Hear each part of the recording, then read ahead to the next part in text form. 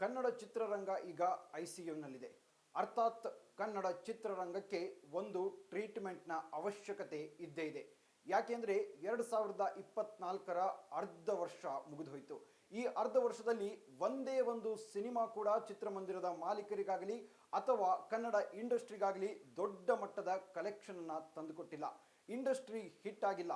ಅದರ ಜೊತೆಗೆ ಶಿವಣ್ಣ ಅಭಿನಯದ ಕರಟಕ ದಮನಕ ಬಿಟ್ಟರೆ ಬೇರೆ ಯಾವ ಸ್ಟಾರ್ ನಟರ ಸಿನಿಮಾಗಳು ಕೂಡ ರಿಲೀಸ್ ಆಗಿಲ್ಲ. ಕನ್ನಡ ಚಿತ್ರರಂಗದ ಪರಿಸ್ಥಿತಿ ಚಿಂತಾಜನಕವಾಗಿದೆ. ಕನ್ನಡ ಚಿತ್ರರಂಗವನ್ನ ಮತ್ತೆ ಮೊದಲಿನ ಹಾಗೆ ಅಂದರೆ 2021ರಲ್ಲಿ ಯಾವ ರೀತಿಯಾಗಿ ಇಡೀ ಚಿತ್ರರಂಗ ಮಾತನಾಡ್ಕೊಳ್ತೋ ಆ ರೀತಿಯಾಗಿ ಕನ್ನಡ ಚಿತ್ರರಂಗ ಫಿನಿಕ್ಸ್ ತರಹ ಮೇಲೆದ್ದು ಬರಬೇಕು ಅಂದರೆ ಸ್ಟಾರ್ ನಟರ ಸಿನಿಮಾಗಳು ರಿಲೀಸ್ ಆಗಲೇಬೇಕು. ಒಂದು ಕಡೆ ಸ್ಟಾರ್ ನಟರ ಸಿನಿಮಾಗಳು ರಿಲೀಸ್ ಆಗ್ತಾ ಇಲ್ಲ, ಮತ್ತೊಂದು ಕಡೆ ಹೊಸಬರು ಹೆದರಿ ಸಿನಿಮಾಗಳನ್ನು ರಿಲೀಸ್ ಮಾಡ್ತಾ ಇಲ್ಲ. ಏನಾಗುತ್ತೋ ಏನೋ ಅನ್ನುವಂತಹ ಭಯದಲ್ಲಿ ಹೊಸಬರಿದ್ದಾರೆ. ಹೀಗಾಗಿ ಯಾವುದೇ ಹೊಸ ಸಿನಿಮಾಗಳು ರಿಲೀಸ್ಗೂ ಕೂಡ ಆಗ್ತಾ ಇಲ್ಲ. ರಿಲೀಸ್ಗೆ ರೆಡಿ ಆಗಿರುವಂತಹ ಸಿನಿಮಾಗಳು ಕೂಡ ಪೋಸ್ಟ್ಪೋನ್ ಆಗ್ತಾ ಇದೆ. ಉದಾಹರಣೆಗೆ ಶರಣ್ ಅಭಿನಯದ ಛೂಮಂತರ್ ಸಿನಿಮಾ ಈ ತಿಂಗಳು ರಿಲೀಸ್ ಆಗಬೇಕಾಗಿತ್ತು, ಆದರೆ ಆ ಸಿನಿಮಾ ರಿಲೀಸ್ ಕೂಡ ಪೋಸ್ಟ್ಪೋನ್ ಆಯಿತು. ಇದರಿಂದಾಗಿ ಚಿತ್ರಮಂದಿರದಲ್ಲಿ ಸಿನಿಮಾಗಳೇ ಇಲ್ಲ. ಹಾಗಾಗಿ ಹಳೆಯ ಸಿನಿಮಾಗಳು ರಿಲೀಸ್ ಆಗ್ತಾ ಇದ್ದಾವೆ. ಹಳೆಯ ಸಿನಿಮಾಗಳು ರಿಲೀಸ್ ಆದರೆ ಒಂದು ದಿನ ಎರಡು ದಿನ ಪ್ರೇಕ್ಷಕರು ಅಥವಾ ಆ ನಟರ ಅಭಿಮಾನಿಗಳು ಚಿತ್ರಮಂದಿರಕ್ಕೆ ಬರ್ತಾರೆ. ಇನ್ನು ಉಳಿದ ದಿನಗಳ ಕಥೆಯೇನು? ಹೀಗಾಗಿ ಚಿಂತೆಯಲ್ಲಿದ್ದಾರೆ ಚಿತ್ರಮಂದಿರದ ಮಾಲೀಕರು. ಇದೇ ರೀತಿಯಾಗಿ ತೆಲಂಗಾಣದಲ್ಲೂ ಕೂಡ ನಡೆದಿದೆ. ತೆಲಂಗಾಣದಲ್ಲಿ 400 ಥಿಯೇಟರ್ಗಳು 2 ವಾರಗಳ ಕಾಲ ಬಂದ್ ಮಾಡಲಾಗಿದೆ. ಸೊ ಇಂತಹ ಪರಿಸ್ಥಿತಿಯೂ ಕೂಡ ಕನ್ನಡ ಚಿತ್ರರಂಗಕ್ಕೆ ಮುಂದೆ ಎದುರಾಗುವಂತಹ ಎಲ್ಲ ಸಾಧ್ಯತೆಗಳು ಕೂಡ ಇವೆ. ಹಾಗಾಗಿಯೇ ನಾನು ಆರಂಭದಲ್ಲಿ ಹೇಳಿದ್ದು ಕನ್ನಡ ಚಿತ್ರರಂಗಕ್ಕೆ ಒಂದು ಒಳ್ಳೆಯ ಟ್ರೀಟ್ಮೆಂಟ್ನ ಅವಶ್ಯಕತೆ ಇದೆ ಅಂತ. ಕನ್ನಡ ಚಿತ್ರರಂಗದ ಸ್ಟಾರ್ ನಟರ ಸಿನಿಮಾಗಳು 2 ವರ್ಷದಿಂದ ರಿಲೀಸ್ ಆಗಿಲ್ಲ. ದರ್ಶನ್ ಅವರ ಕಾಟೇರ ಸಿನಿಮಾ ರಿಲೀಸ್ ಆಯಿತು, ಅದು ಕಳೆದ ವರ್ಷ ಇಂಡಸ್ಟ್ರಿ ಹಿಟ್ ಸಿನಿಮಾ ಅನಿಸ್ಕೊಳ್ತು. ಅದಾದ ಮೇಲೆ ಕಿಚ್ಚ ಸುದೀಪ್ ಅವರ ಸಿನಿಮಾ ವಿಕ್ರಾಂತ್ ರೋಣ ನಂತರ ಯಾವ ಸಿನಿಮಾ ಕೂಡ ರಿಲೀಸ್ ಆಗಿಲ್ಲ. ಯಶ್ ಅಭಿನಯದ KGF 2 ನಂತರ ಯಾವ ಸಿನಿಮಾ ಕೂಡ ರಿಲೀಸ್ ಆಗಿಲ್ಲ.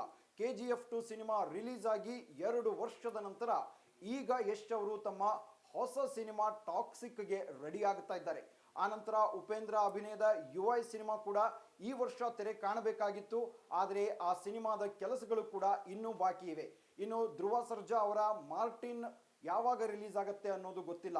ಈಗಿರುವಂತಹ 6 ತಿಂಗಳಲ್ಲಿ ಸ್ಟಾರ್ ನಟರ ಸಿನಿಮಾಗಳು ರಿಲೀಸ್ ಆಗುವಂತಹ ಯಾವ ಲಕ್ಷಣಗಳು ಕಾಣಿಸ್ತಾ ಇಲ್ಲ. ಹೀಗೆ ಸ್ಟಾರ್ ನಟರ ಸಿನಿಮಾಗಳು 2 ವರ್ಷಕ್ಕೋ 3 ವರ್ಷಕ್ಕೋ ಒಂದೊಂದು ಸಿನಿಮಾ ರಿಲೀಸ್ ಆದರೆ ಚಿತ್ರಮಂದಿರದ ಮಾಲೀಕರ ಕತೆಗೇನು? ಚಿತ್ರಮಂದಿರವನ್ನೇ ನಂಬಿಕೊಂಡು ಜೀವನ ಮಾಡ್ತಾ ಇರುವಂತಹ ಅಲ್ಲಿರುವಂತಹ ನೌಕರರ ಕತೆಗೇನು? ಸ್ಟಾರ್ ನಟರು ಇದ್ಯಾವುದನ್ನು ಕೂಡ ಯೋಚನೆ ಮಾಡ್ತಿಲ್ವಾ? ಈ ಹಿಂದೆ ಡಾಕ್ಟರ್ ರಾಜ್ಕುಮಾರ್ ಅವರು, ಅಂಬರೀಷ್ ಅವರು, ವಿಷ್ಣುವರ್ಧನ್ ಅವರು, ಹೀಗೆ ಅವರು ಕೂಡ ವರ್ಷಕ್ಕೆ 2 ಅಥವಾ 3 ಸಿನಿಮಾಗಳನ್ನು ಅವರು ಮಾಡ್ತಾ ಇದ್ರು. ಅವರ 3 ಸಿನಿಮಾಗಳು ಕೂಡ ರಿಲೀಸ್ ಆಗ್ತಾ ಇದ್ವು. ಕನಿಷ್ಠ ಅಂದರೂ ಒಬ್ಬ ನಟನ 3 ಸಿನಿಮಾ ಈ ಹಿಂದೆ ರಿಲೀಸ್ ಆಗ್ತಾ ಇದ್ವು. ಹಾಗಾಗಿಯೇ ಚಿತ್ರಮಂದಿರದ ಮಾಲೀಕರು ಉಳಿದುಕೊಳ್ತಾ ಇದ್ರು.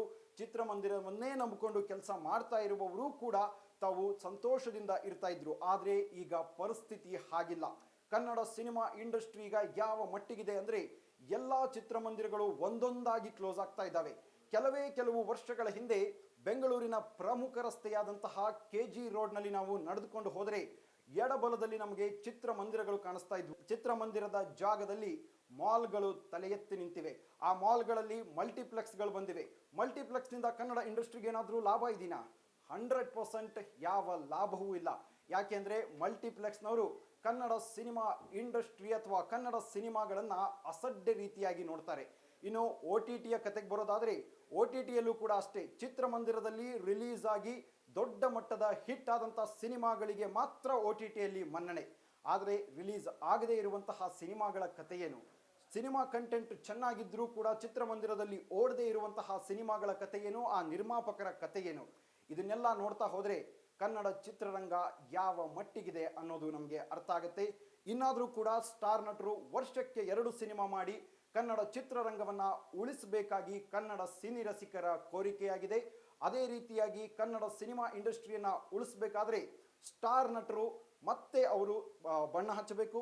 ಸ್ಟಾರ್ ನಟರು ಒಂದೊಂದೇ ಸಿನಿಮಾಗಳನ್ನು ಮಾಡೋದು ಬಿಟ್ಟು ವರ್ಷಕ್ಕೆ 2 ಸಿನಿಮಾಗಳು ಮಾಡಬೇಕು. ಇಲ್ಲ ಅಂದ ಪಕ್ಷದಲ್ಲಿ ಈಗ ತೆಲಂಗಾಣದಲ್ಲಿ ಏನು 400 ಥಿಯೇಟರ್ಗಳು ತಾತ್ಕಾಲಿಕವಾಗಿ 15 ದಿನಗಳ ಕಾಲ ಬಂದ್ ಆಗಿದೆ. ಇದೇ ರೀತಿಯಾಗಿ ಮುಂದುವರಿತಾ ಹೋದರೆ ಕನ್ನಡ ಚಿತ್ರರಂಗದಲ್ಲಿ ಎಲ್ಲ ಚಿತ್ರಮಂದಿರಗಳು ಪರ್ಮನೆಂಟ್ ಆಗಿ ಕ್ಲೋಸ್ ಆಗುವಂತಹ ಸ್ಥಿತಿ ಬಂದರೂ ಬರಬಹುದು. ಇದು ಗೆಳೆಯರೇ ಈ ಹೊತ್ತಿನ ವಿಶೇಷ. ನೀವು ನೋಡ್ತಾ ಇದ್ದೀರಾ ಗ್ಯಾರಂಟಿ ನ್ಯೂಸ್, ಸುದ್ದಿ ಖಚಿತ, ನ್ಯಾಯ ನಿಶ್ಚಿತ.